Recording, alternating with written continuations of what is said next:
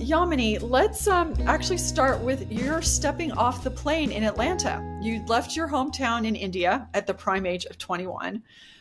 Did you ever think in those first years here in the United States, I think I made a mistake? No, I never did I ever think that I made a mistake. It was exceptionally difficult. Um, I had to completely change the mental model of who I was going to be, but it was all an incredible adventure for me. And Whitney, maybe just to step back, our family actually applied for immigration and green card when I was 10. And I remember this excitement when I was sitting in this dinner table, and my parents said, "Kids, we have something important to tell you. We're going to immigrate to the US." Now, it actually took like another 12 years for me to actually get, the green card, and part of it take a one-way ticket and land in Atlanta. But for most of my childhood, I carried this dream of going into a different Mm. country, learning something completely new and making a new life out of it. So it was always this adventure that I look forward to. It was just living that moment of something that you'd been waiting for more than a decade in your life. And everything was just this adventure. And there was Mm. never this moment of, oh my God, did I make a mistake? It was like, wow, this is the dream that I've always had. What can I do to get the most out of, this moment, was the mindset that I. So good. So it's interesting though, you just said you had to completely shift your mental model. So you'd been dreaming since you were 10 years old, I'm going to go abroad, and you land, but then you had to adjust. What were some of the adjustments that you had to make mentally and emotionally? Yeah. Look, I did my undergrad in engineering back in India. And I was one of the very few women in our class.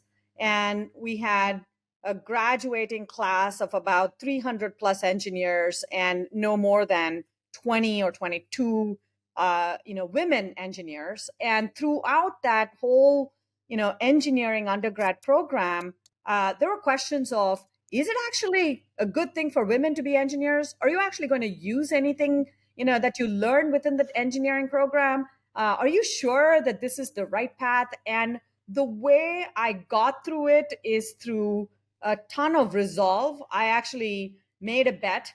This sounds pretty, frivolous, but I made a bet with someone in my first year of engineering that I would be top of the class. And I was like, I'm going to go for it. I'm going to be top of the class just to prove that women can be a top engineer. And but the way I did it was by flying under the radar, by not asking questions, by not putting myself completely out there, and by working harder than anybody else. And that method of kind of getting to the top by flying under the radar actually worked when I was in India. Now, one of the first Mm. big shifts, coming to Atlanta and then going into my master's in engineering program was 50% of my classes had 50% in participation.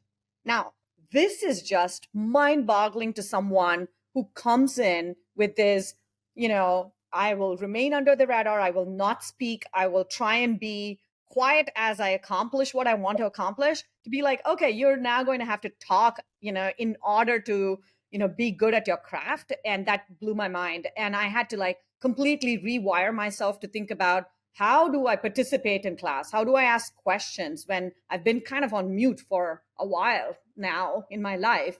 And how do I do it in the right manner? And, I kind of went back and forth. I probably like overcorrected, and then I undercorrected, and then I found an equilibrium. But that was like a more fundamental shift in who I was, as a human being and as a person. Now, then there's all the you're in a new country, you are in a university town, you're trying to figure out the social norms, you're trying to figure out, there's no more cricket, there's only football, and football was loud right outside, in a stadium, that I was living at. And so there's all those societal things that you got to like get used to, but there's a fundamental shift in how you show up as a person and how you rewire yourself in a new country. And again, I found it exciting.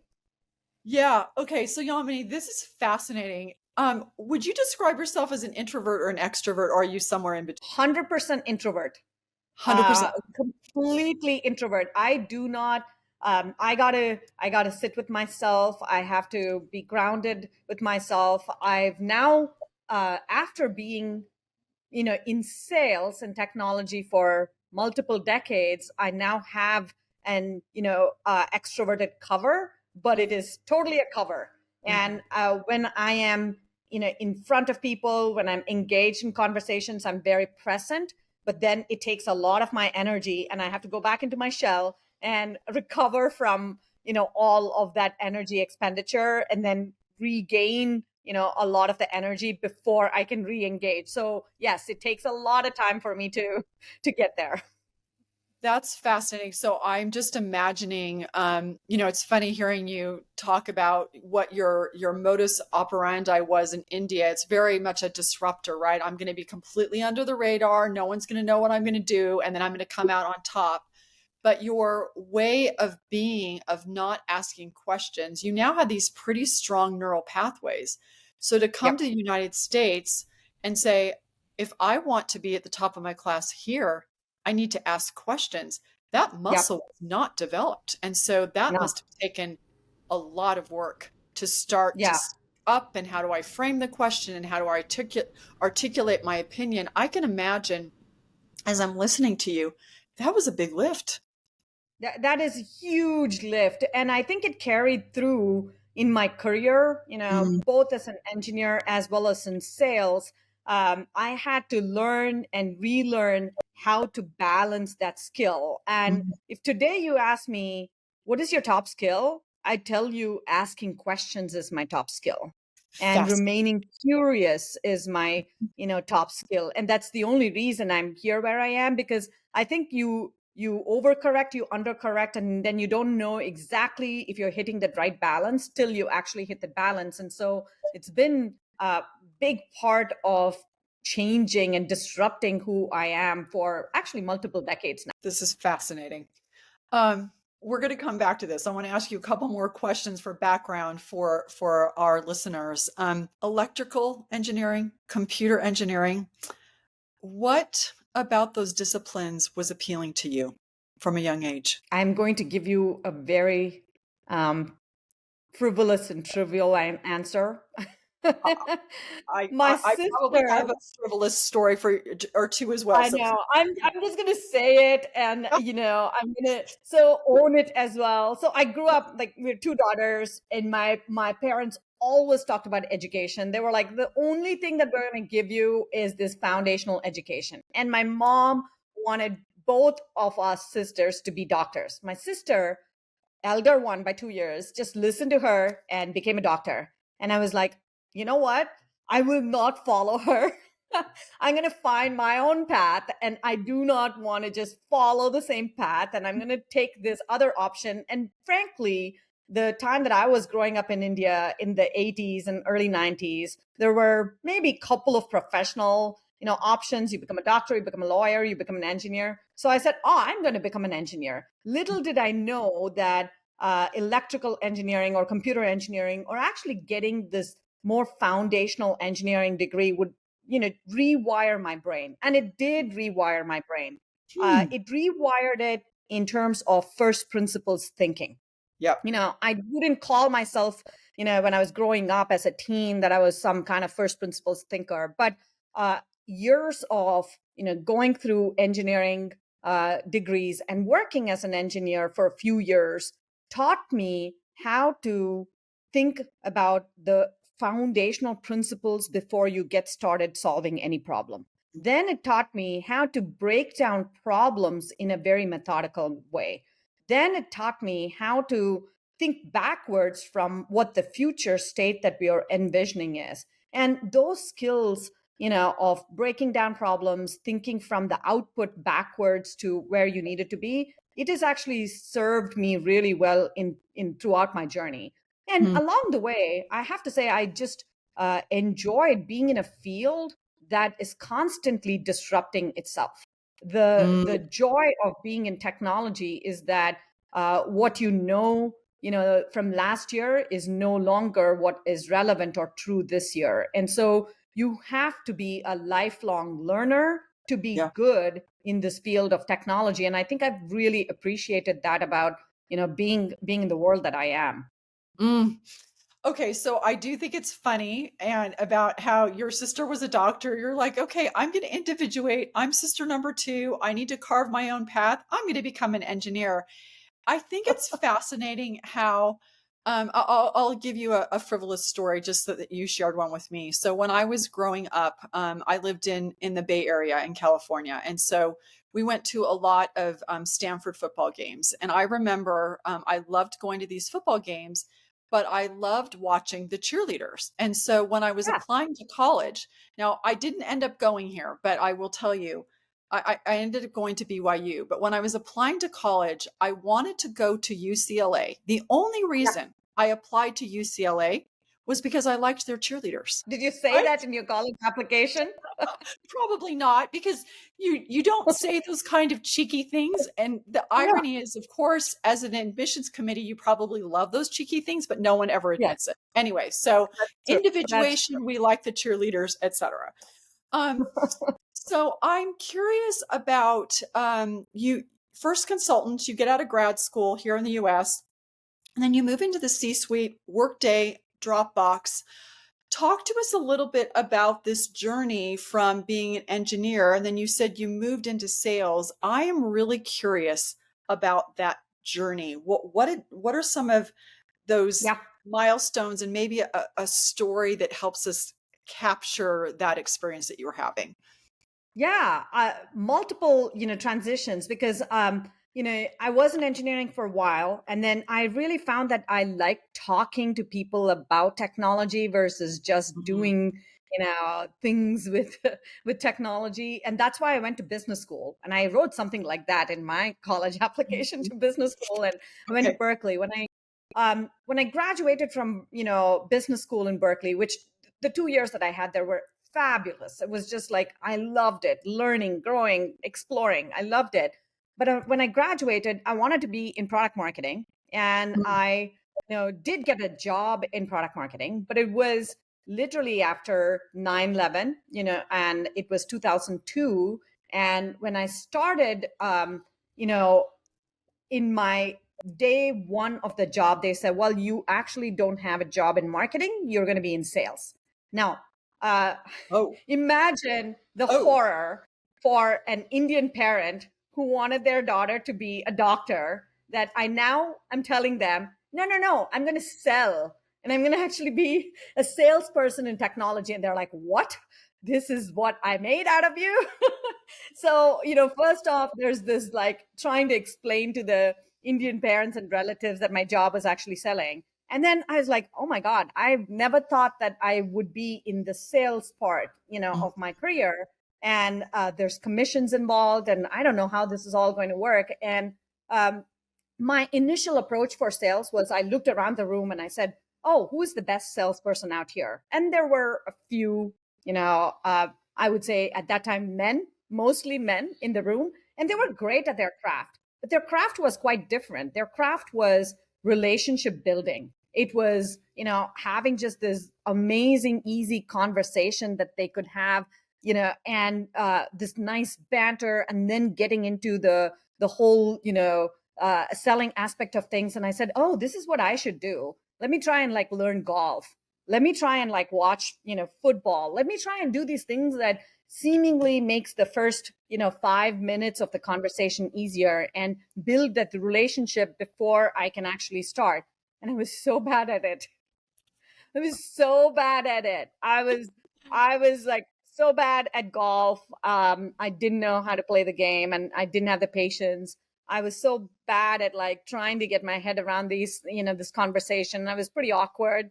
And I was like, okay, you know what? I'm not going to do this. So I shifted back to the playbook that I knew, which was first principles thinking, deep curiosity about a business. And the playbook I followed was I would read every 10K. I would read every 10Q. I would listen to everything that, the person that I was going to meet had ever said.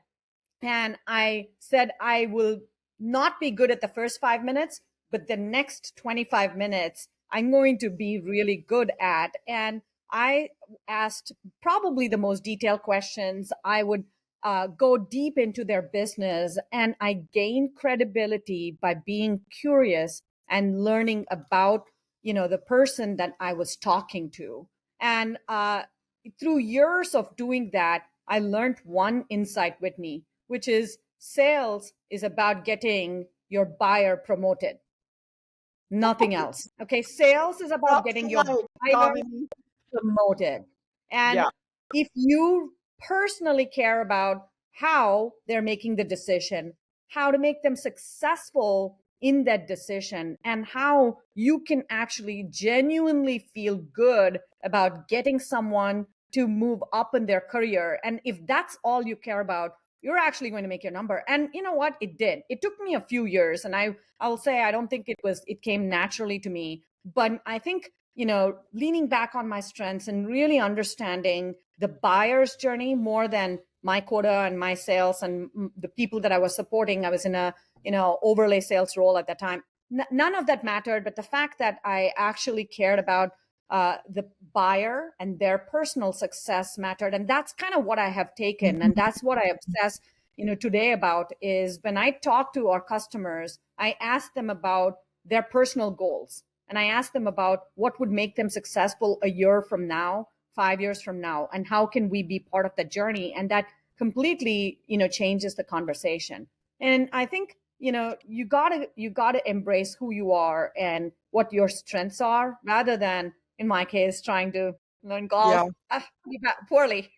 Yeah. Oh, wow. There's just so much here to unpack, Yamini. This is amazing. So I loved what you said. I'm going to be bad at the first 5 minutes, but I'm going to be great at the last 25 minutes. And that recognition, um, while we're swapping stories, I remember in my career on Wall Street, I had an experience where I had said, "Oh, this is how a man asks for a raise," and I Yes. said, "I'm gonna follow that playbook," and Yes.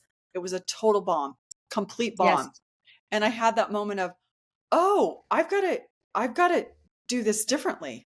And I've got Yes. to look at how would Whitney do it? How would a woman do it? What does that look like?" So hearing you say and have that realization of I have to do this differently, go to the first principles, play to my strengths. And I want to come back now to something that I think is fascinating and a question and a curiosity I have. If you had been able to come to the United States and follow the same playbook that you had when you were in school in India, of just being under the radar, never talking, never listening, and not having to come here and be very deliberate about developing and mastering and creating a superpower of asking questions, would you have been able to walk into those situations and be so successful in sales? Absolutely not. Absolutely not. I think So, that's yeah, there is no way. I think, the asking questions and getting to the bottom of things is so foundational. And to me, it's been my learning journey. And, I don't think that if I hadn't like paused at some points in my journey, coming here to this country, being an engineer, moving into sales, if I hadn't paused along certain points to rewire myself, then no, I would not be who I am at all. mm, mm. All right. So today you're the CEO of HubSpot. Talk to us. Let's get really granular for a moment of what does a day look like for you? How do you spend, if you're thinking about allocating your time, how do you allocate your time on an average day? Um, Allocating time on an average day actually starts with imagining what you want to be 5 years from now.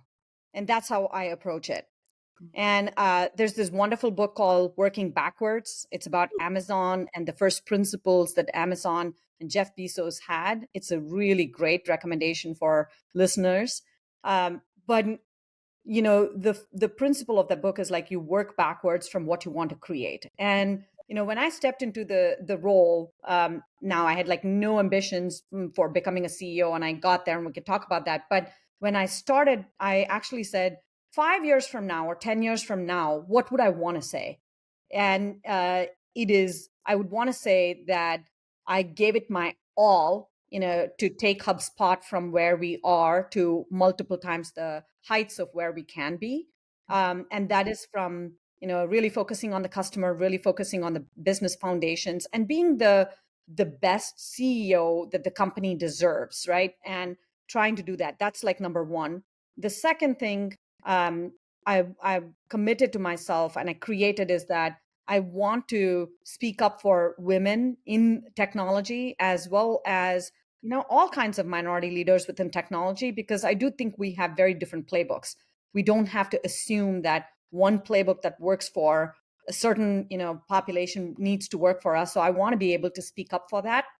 That's kind of my second thing. And third, I want to be really present with my sons, my husband, my family. And I do not want to ever regret that, I didn't spend time and I didn't prioritize my time, in a way that keeps me very grounded with my family and my friends. And those are literally the three things that I care about. And, 5 years from now, 10 years from now, that's what I imagine. I